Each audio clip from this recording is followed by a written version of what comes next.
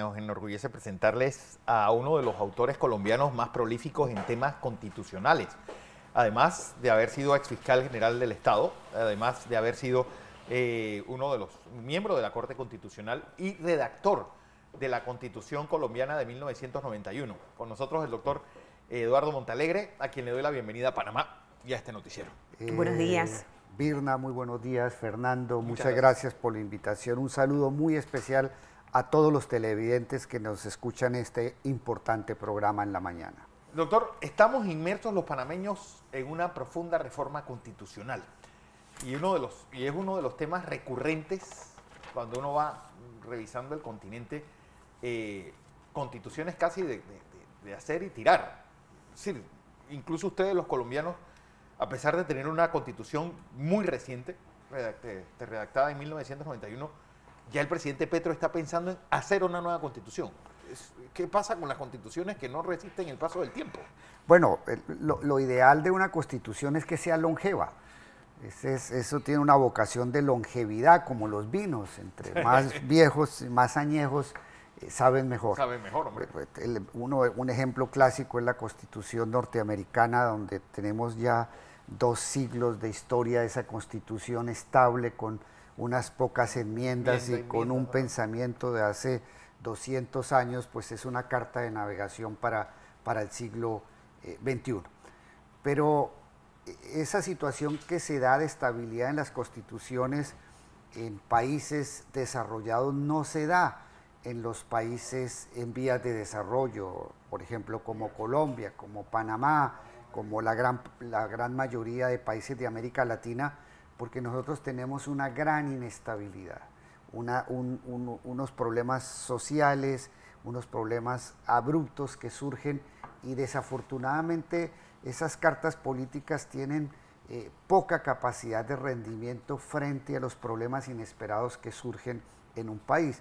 La Constitución colombiana es una constitución de 1991, producto de un proceso constituyente, más exactamente es producto de un proceso de paz, y fue un proceso de paz que se hizo con la guerrilla de la época, el M-19, que es el partido del actual presidente de la República. Pero eso coincide también con tal vez una de las épocas más violentas de Colombia, que de por sí es un país muy violento, es decir, amparado en esa misma constitución que estaba supuestamente hecha para buscar la paz.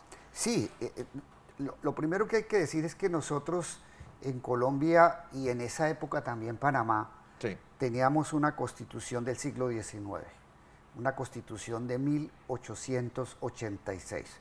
Ya cuando se hizo el cambio constitucional, nosotros teníamos ya una constitución centenaria, pero una constitución que ya se había quedado corta frente a los desafíos del país, y fundamentalmente en que no teníamos un aparato poderoso de investigación para combatir la violencia e investigar las violaciones masivas a los derechos humanos en un conflicto armado que llevaba en ese momento, podríamos decir, más de 50 años. Y sí fue una constituyente fundamental, en el sentido de que si bien nosotros participamos en la tesis de que una norma jurídica por sí sola no puede cambiar la realidad, pero lo que sí hay que tener en cuenta es de que sí tuvo un efecto transformador. Esas instituciones contribuyeron a que cesara la violencia y sobre todo a crear una carta política que le diera a los ciudadanos una herramienta para lograr conquistas sociales. No fue difícil porque acá tradicionalmente son muchos los años que se está buscando precisamente nuevamente reformar nuestra Constitución, y siempre ha habido una que otra oposición a la misma, o cuál es la forma más correcta por la cual volver a tener una Constitución más sólida, más estable. En Colombia, ¿cuál fue el detonante en su momento cuando se estaban haciendo esos cambios? Mire, en primer lugar, una gran ola de violencia. Una ola de violencia producida por la guerrilla, en ese momento producida por la guerrilla de las FARC, y básicamente una gran ola de violencia y de desestabilización institucional creada por el narcotráfico.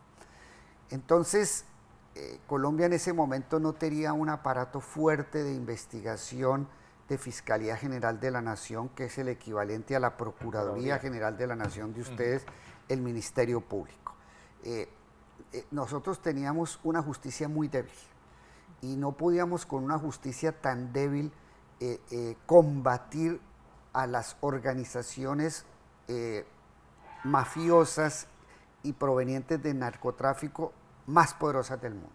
Sin exageración alguna, en esa época los carteles, el cartel de Medellín, el cartel de Cali, los grandes carteles de la droga eran carteles que tenían doblegado al Estado con una gran capacidad para delinquir y el Estado no tenía la fortaleza para hacerlo.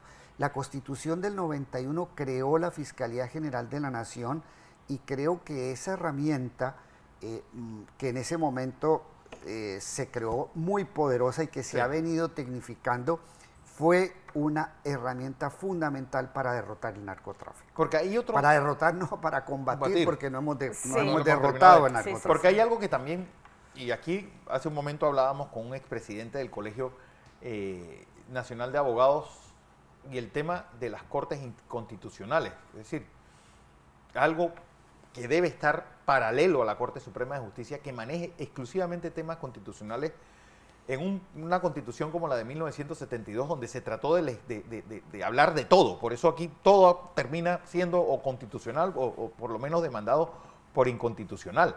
Es decir, esos tribunales, esas cortes constitucionales en Colombia creo que nació en esta constitución del 91 y que en Panamá no existe. Y que, como acabamos de oír al presidente del Colegio Nacional de Abogados, es necesaria su creación. Indiscutiblemente. El gran éxito de la Constitución del 91 es de que los derechos, principios, valores, derechos fundamentales, la consagración de derechos sociales, se concibieron como una norma jurídica. Tradicionalmente nosotros en América Latina habíamos entendido las constituciones como normas programáticas, como normas, como un plan a cumplir, como una retórica de aspiraciones de un pueblo. Pero con la Constitución del 91, y en esto seguimos muy de cerca el constitucionalismo norteamericano, por ejemplo, se entendió que la Constitución era una norma jurídica. Y al concebirla como una norma jurídica, se entendió que tenía fuerza vinculante. Ese es un punto central, donde la Constitución no se centró exclusivamente en una parte orgánica de describir cómo es la estructura del Estado, cómo se separan los poderes, qué instituciones existen, cómo se hacen las leyes, sino que lo más importante de la Constitución nuestra es su Carta de Derechos. Su Carta de Derechos es la Carta de Derechos Fundamentales, la Carta de Derechos Económicos y Sociales, y además, entendidos como normas jurídicas, la consecuencia inmediata es que esas normas jurídicas y esos derechos eran exigibles judicialmente. Entonces, si había un derecho constitucional a la vivienda, si había un derecho constitucional a la salud, si había un derecho constitucional al libre desarrollo de la personalidad, al volverse norma jurídica y ser exigible judicialmente, pues la creación de una jurisdicción constitucional encabezada por el Tribunal Constitucional fue parte del éxito de la Constitución del 91, de que ya no se convirtió en retórica, en norma programática, sino que se hizo exigible, y la creación del Tribunal Constitucional implicó la mayor modernización del derecho colombiano en toda su historia. O sea, ¿sería como algo paralelo, en el caso nuestro, a la Corte Suprema? ¿Sería así, Fernando? Es que es un tribunal superior. Hay un tribunal constitucional, hay algunos. En Panamá se trató de hacer a través de una sala quinta. Pero yo creo que la gran experiencia contemporánea, y no es solamente la experiencia colombiana, es la existencia de tribunales constitucionales. Yo creo que esta expansión de tribunales constitucionales en Occidente se la debemos fundamentalmente a las consecuencias de la Segunda Guerra Mundial. Sí. Después de la Segunda Guerra Mundial, por ejemplo, después de la Constitución alemana de 1948, la Constitución de Bonn, el nacimiento del Tribunal Constitucional alemán, pues implicaron una transformación muy profunda. Pero eso tiene que ver mucho del derecho. Porque el Estado estaba transformándose y aparece el Estado de bienestar. Sí, donde tú tenías derecho Y recuerdo esa frase de los laboristas británicos: te vamos a proteger desde la cuna hasta la tumba. Es decir, ya eso no es imposible, es impagable. ¿Qué pasa también con estos nuevos derechos aparecidos en el siglo XXI y que son muy pocas constituciones en América Latina que están protegiendo? Mira, yo considero que Panamá daría un gran paso en el proceso constituyente que ha iniciado el presidente Mulino en la creación de una Corte Constitucional. Si los panameños quieren que la Carta de Derechos Fundamentales, Económicos y Sociales, que se van a consagrar en su nueva Carta Política, tengan efectividad y sean judiciables, es decir, que el ciudadano pueda exigir judicialmente el cumplimiento de esos derechos, es indispensable una Corte Constitucional. ¿Por qué es indispensable la Corte Constitucional? Porque es que existe un gran abismo entre la forma como se interpreta el derecho ordinario, es decir, el derecho civil, el derecho comercial, el derecho penal, el derecho bancario, a la forma como se interpreta la Constitución. Son dos mundos absolutamente diferentes. Son parecidos, pero no iguales. Son dos universos distintos, porque la Constitución tiene unos principios propios de interpretación muy distintos a los del derecho ordinario. Entonces, si queremos realmente hacer un gran cambio institucional, se requiere una Corte Constitucional. Además, ¿por qué? Porque en el derecho contemporáneo hay una figura muy importante en los tribunales constitucionales de Occidente. Estoy hablando del Tribunal Constitucional alemán, estoy hablando del Tribunal Constitucional italiano, el Tribunal Constitucional español, muchos de América Latina. Lo más importante es el tipo de sentencias que produce la Corte Constitucional. Y ese tipo de sentencias, que se llaman sentencias interpretativas, pues le dan una gran capacidad de creación del derecho a las Cortes Constitucionales. Mire, el control constitucional, el creador del control constitucional contemporáneo fue quizás el jurista más importante del siglo XX, que se llamó Hans Kelsen. Y Hans Kelsen, austriaco, pero él entendió el Tribunal Constitucional como un legislador negativo, o sea, se limita a excluir del ordenamiento jurídico normas que violen la Constitución. Pero los tribunales contemporáneos, ya los jueces constitucionales no son legisladores negativos, contribuyen al diseño de las políticas públicas por la naturaleza misma del Tribunal Constitucional.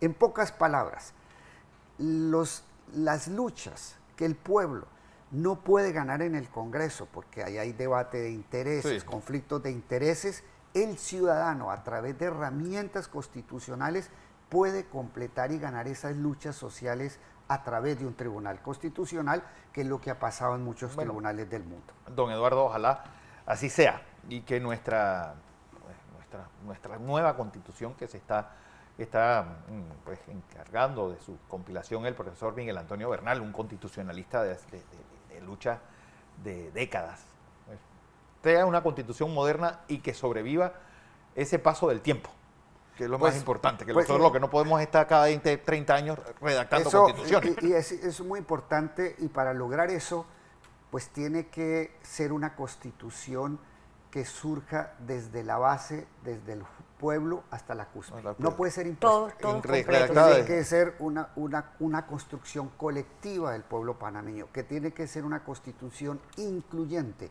donde quepan todos los sectores, el gobierno, la oposición, las diversas concepciones del mundo, religiosas, económicas, y es un gran desafío que van a tener los panameños, y de verdad yo felicito al pueblo panameño, felicito al presidente Mulino y a su equipo por su audacia. No todo presidente tiene la audacia de presentarle a un país un gran rediseño institucional, una carta de navegación que ojalá se vuelva longeva y nos alcance para todo el siglo XXI. Para todo el siglo XXI. Bienvenido a Panamá. Don Eduardo Montalegre, ex fiscal, ex constitucionalista y ex miembro de la Corte Constitucional, además de uno de los más prolíficos autores latinoamericanos sobre estos temas.